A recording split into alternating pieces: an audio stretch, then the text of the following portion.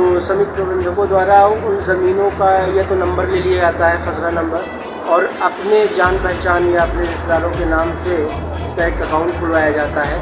क्योंकि जो ज़मीनें उपजाऊ नहीं हैं उन ज़मीनों का खाता बनाना तो ये चला रहती है, कहीं न कहीं तो गलत है, ऐसा नहीं होना चाहिए।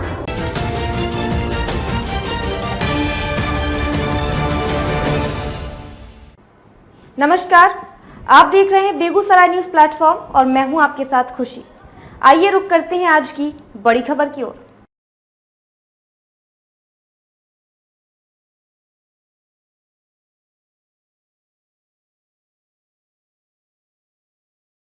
फूड इंस्पेक्टर थ्योथर खुलेआम कर रहे धन वसूली, समितियों द्वारा किया जा रहा फर्जी पंजीयन, जिम्मेदार कौन? रीवा जिले की जनपद पंचायत थ्योथर में फूड इंस्पेक्टर श्री विनीत मिश्र की जब से पदस्थापना हुई है, हमेशा अपने कारनामों को लेकर सुर्खियों में बने रहते हैं। पूरे क्षेत्र में एक सूत्रीय कार्य जारी है। अपने चहेते समिति प्रबंधकों के माध्यम से धन वसूली में सदैव लिप्त रहे हैं। वर्तमान समय में धान खरीदी कार्य हेतु किसानों का पंजीयन का कार्य चल रहा है, जिसमें विभिन्न समितियों के द्वारा फर्जी पंजीयन किया गया है। ऐसी समितियों को फूड इंस्पेक्टर श्री विनीत मिश्रा को कुछ ज्यादा ही सूट कर रहा और खुला संरक्षण मिलता प्रतीत हो रहा है, जो जन चर्चा का भी विषय बना हुआ है। जिन किसानों की भूमि परती पर पड़ी है, उन नंबरों को सभी समितियों में ढड़ल्ले के साथ जोड़ने का कार्य किया जा रहा है।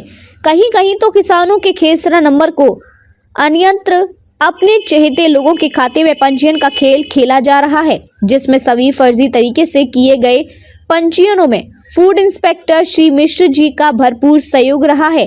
अभी हाल फिलहाल में ही शासकीय उचित मूल्य की दुकान ककराहा में व्यापक रूप से अनियमितता पाई गई और दुकान में खदान 60 होने की भी पुष्टि हुई, जिसमें कार्रवाई का भय दिखाकर 2 दिनों तक दुकान में तालाबंदी कराकर बंद कर दिया गया। फिर जब सांठ-गांठ हो गई तो दुकान का ताला पुनः खोल दिया गया। ऐसे प्रकरण सदैव सुर्खियों में आते रहे हैं। खदान 60 होने के बावजूद कार्रवाई न होना एक प्रश्न चिन्ह खड़ा कर रहा है, चाहे कोनिया, केचुआ, कुठीला का मामला रहा हो।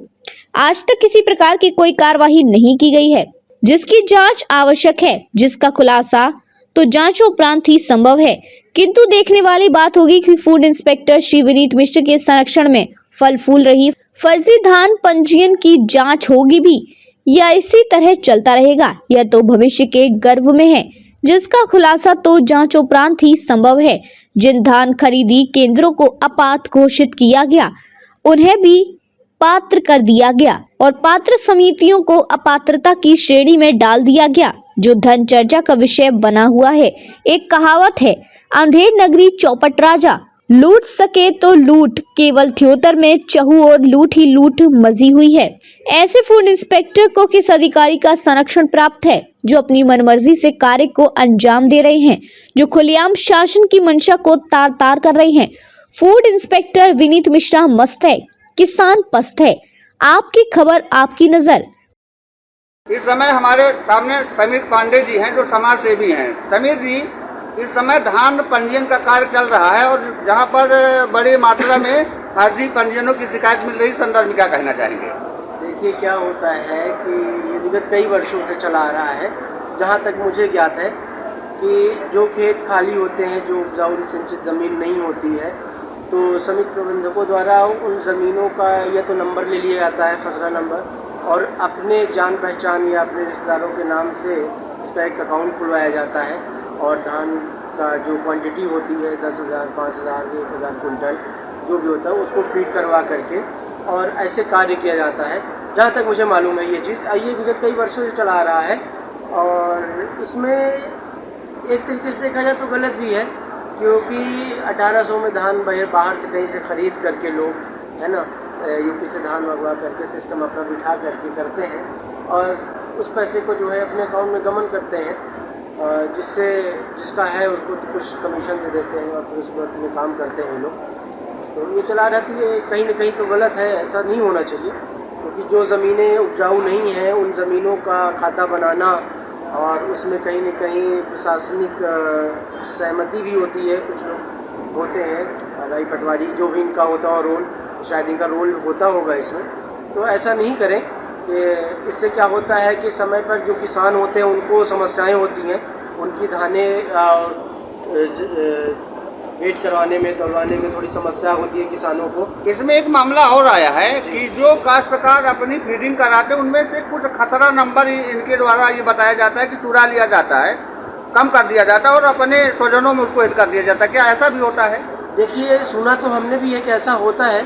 अगर ऐसा होता है तो ये बहुत निंदनीय है और इसमें जो है विभाग को जो है सख्त जान लेना चाहिए और इस पर कार्रवाई करनी चाहिए। सही चीज़ों को जान करके कलेक्टर मैडम को इस चीज़ में जो है अच्छे से जानकारी लेनी चाहिए, इसको अपने सख्त जान में लेकर के कि ऐसा होता है तो इसमें क्या कार्रवाई की जाए। फूड इंस्पेक्टर विनीत मिश्रा त्योंखर में पदस्थ हैं और ये कभी कभारी इस इलाके में आते हैं।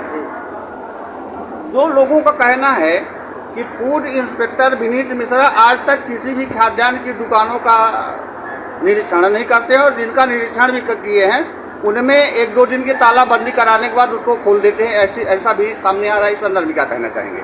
देखिए, इस संदर्भ में अगर कोई कोटेदार या कोई भी खाद्यान्न से संबंधित चीज़ें हैं जिससे गरीब परिवार को जो है अनाज की पूर्ति की जा रही है शासन द्वारा, अगर उसमें कोई लापरवाही कर रहा है तो उनकी जिम्मेदारी बनती है और रिस्पॉन्सिबिलिटी और अकाउंटेबिलिटी दोनों उनकी बनती है कि इस चीज़ में वो अपने कार्य के प्रति अच्छे से कार्य करें और जिम्मेदारी भी लें और जवाबदेही भी उन्हीं की है। तो ऐसा ना करें। अगर ऐसा कर रहे हैं तो गलत है ये चीज़ और उनको इसमें अच्छे से अपने कार्य के प्रति जिम्मेदार होना चाहिए और उनको इस टाइप का कार्य नहीं करना चाहिए। क्या आपको लगता है कि विनीत मिश्रा जब से फूड इंस्पेक्टर बने उन्होंने किसी खाद्यान्न की दुकानों का त्योहार क्षेत्र में निरीक्षण किया हो? देखिए, मेरी जानकारी में तो ये नहीं है और मैं कभी उनसे मिला भी नहीं हूँ और मेरी उनकी कोई जान पहचान भी नहीं है। लोगों के माध्यम से मैं सुनता रहता हूँ।